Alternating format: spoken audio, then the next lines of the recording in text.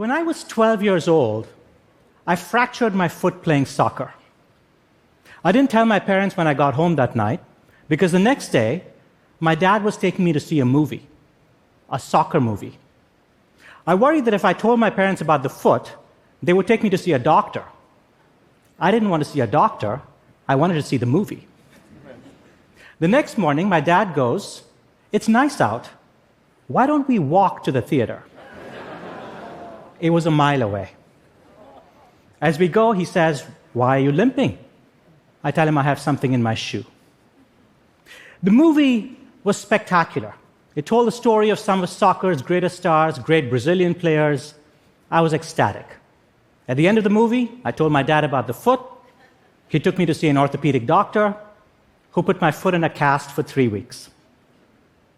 I tell you the story today because 4 decades later, I don't really consider myself a soccer fan anymore.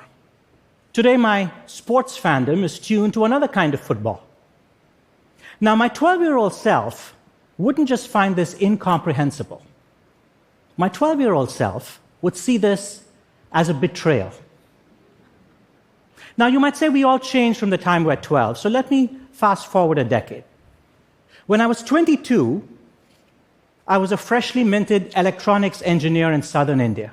I had no idea that 3 decades later I would be living in the United States, that I would be a journalist, and that I would be the host of a podcast called Hidden Brain.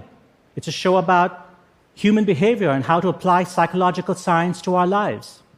Now, we didn't have podcasts when I graduated from college. We didn't walk around with smartphones in our pockets. So my future was not just unknown, it was unknowable. All of us have seen what this is like in the last 3 years as we slowly try and emerge from the COVID pandemic. If we think about the people we used to be 3 years ago before the pandemic, we can see how we have changed. We can see how anxiety and isolation and upheavals in our lives and livelihoods, how this has changed us, changed our outlook, changed our perspective. But there is a paradox here, and the paradox is when we look backwards, we can see enormous changes in who we have become. But when we look forwards, we tend to imagine that we're going to be the same people in the future. Now, sure, we imagine the world is going to be different. We know that AI and climate change is going to mean for a very different world. But we don't imagine that we ourselves will have different perspectives, different views, different preferences in the future. I call this the illusion of continuity. And I think one reason this happens is that when we look backwards, the contrast with our prior selves to who we are today is so clear. We can see it so clearly that we have become different people. When we look forward, we can imagine ourselves being a little older, a little grayer, but we don't imagine fundamentally that we're going to have a different outlook or a different perspective, that we're going to be different people. And so those changes seem more amorphous. I want to make the case to you today that this illusion has profound consequences, not just for whether we become soccer players or podcast hosts, but for matters involving life and death. Let me introduce you to John and Stephanie Rinka. We did a story about them for Hidden Brain some years ago. This photograph was taken in 1971 on their wedding day. John and Stephanie had just eloped, gotten married at Cambridge City Hall in Massachusetts. He was 22, she was 19. John told me that after they got married, they traveled to different parts of the country. They eventually settled in North Carolina. John became a high school basketball coach. Stephanie became a nurse. And because they lived in a rural part of the state, she would often make house visits to patients. Many of the patients she saw were very sick. They had terminal illnesses, very low quality of life. And when Stephanie came home from these visits, she was often shaken. And she would tell John, "John, if I ever get a terminal illness, please do nothing to prolong my suffering. I care more about quality of life than quantity of life." In her more dramatic moments, she would say, "John, if I ever get that sick, just shoot me. Just shoot me." And John Rinka would look lovingly at his wife, his healthy wife, and he would say, "Okay, Steph, okay." Fast forward a couple of decades. In her late 50s, Stephanie begins to slur her words. She goes to see a doctor who runs some tests, and he diagnoses her with ALS, Lou Gehrig's disease. He tells her it's fatal, it's incurable, and he tells her that a day is going to come when she is no longer able to breathe on her own. Stephanie, being Stephanie, decides to extract as much joy and pleasure from life as she can. She spends time with friends and family.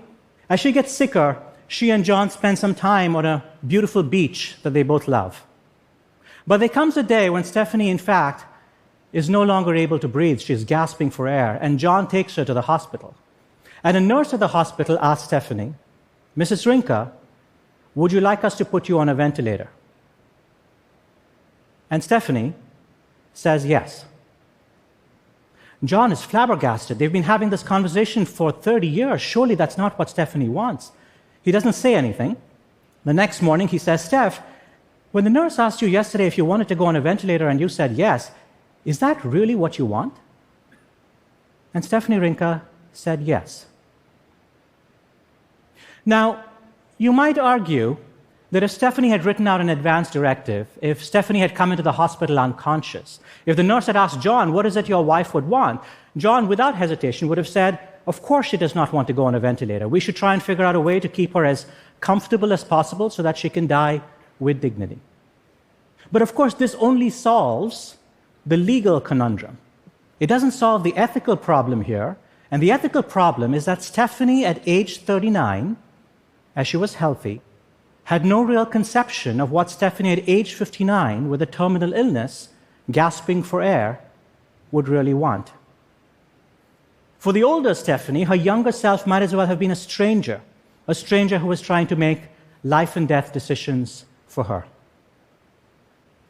Philosophers have talked for many years about a thought experiment. It's sometimes called the ship of Theseus. The great warrior Theseus returned from his exploits. His ship was stationed in the harbor as a memorial. And over the decades, parts of the ship began to rot and decay, and as this happened, planks were replaced by new planks, until eventually every part of the ship of Theseus was built from something new. And philosophers, starting with Plato, have asked the question, if every part of the ship of Theseus is new, is this still the ship of Theseus? You and I are walking examples of the ship of Theseus. Our cells turn over all the time. The people you were 10 years ago are not the people you are today. Biologically, you have become a different person. But I believe something much more profound happens at a psychological level. Because you could argue, a ship is not just a collection of planks, a body is not just a collection of cells, it's the organization of the planks that makes the ship. It's the organization of the cells that make the body. If you preserve the organization, even if you swap planks in and out, or cells in and out, you still have the ship, you still have the same body. But at a psychological level, each new layer that's put down is not identical to the one that came before it. The famous plasticity of the brain that we've all heard so much about means that on an ongoing basis, you are constantly becoming a new person. This has profound consequences for so many different aspects of our lives. You know, I have the illusion that 12-year-old Shankar who wanted to be a soccer star, and 52-year-old Shankar who is the podcast host, and 82-year-old Shankar who will hopefully be living one day on a beautiful beach, that these are all the same person. Is that really true? Let's set aside the philosophical questions for another day, and let me tell you about some of the practical challenges of this problem. When we make promises to other people, when we promise to love someone till death do us part, we are making a promise that a stranger is going to have to keep. Our future selves might not share our views, our perspectives, our hopes. When we lock people up and throw away the key, it's not just that the people we imprison are going to be different in 30 years from now. We are going to be different 30 years from now. Our need for retribution, for vengeance, might not be what it is today.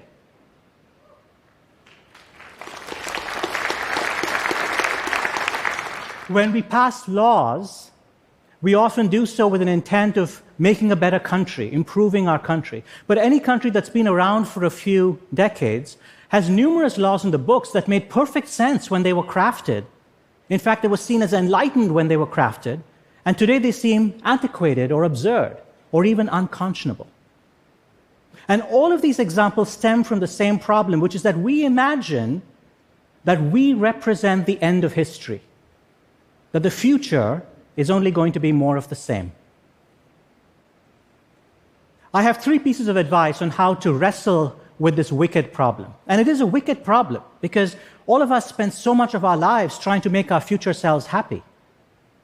We don't stop to ask, is it possible that in 20 or 30 years our future selves are going to look back at us with bewilderment, with resentment? That our future selves will ask us, what made you possibly think that that is what I would want? The first piece of advice I have is if you accept the idea that you're going to be a different person in 30 years' time, you should play an active role crafting the person you are going to become. You should be the curator of your future self. You should be the architect of your future self. Well, what does that mean? Spend time with people who are not just your friends and family. Spend time on avocations and professional pursuits that are not just what you do regularly. Expand your horizons because you're going to become someone different. You might as well be in charge of deciding who that person is going to be. So the first piece of advice is to stay curious. Second, as we make pronouncements on social media or in political forums or at dinner parties, let's bear in mind that among the people who might disagree with us are our own future selves. So when we express views with great certitude and great confidence, let's remember to add a touch of humility. This is true, by the way, not just at an individual level, it's also true at an organizational level. I was speaking some time ago with this young woman, wonderful woman. She had just reached a position of authority at her organization, and she had many idealistic ideas of how she wanted to change her organization. And she asked me, how do we make these changes so that in the future, no one's going to come along and undo the changes that I have made? And it's a very human impulse, but it stems from the same belief that our perspective on history is the final word. And quite simply, this is wrong. 3, I've given you a number of ways in which our future selves are going to be weaker and frailer than we are today. And that is true. That is part of the story. But it is only a part of the story. Our future selves are also going to have capacities and strengths and wisdom that we do not possess today. So when we confront opportunities and we hesitate, when I tell myself, I don't think I have it in me to quit my job and start my own company, or I tell myself, I don't have it in me to learn a musical instrument at the age of 52, or I tell myself, I don't have it in me to look after a disabled child.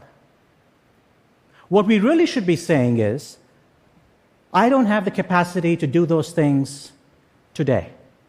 That doesn't mean I won't have the capacity to do those things tomorrow.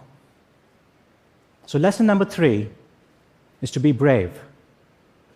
I believe if you can do these 3 things, if you can stay curious, if you can practice humility, and you can be brave, then your future self will look back at you in 20 or 30 years, will look back not with resentment or bewilderment, but will look back at you and say, thank you.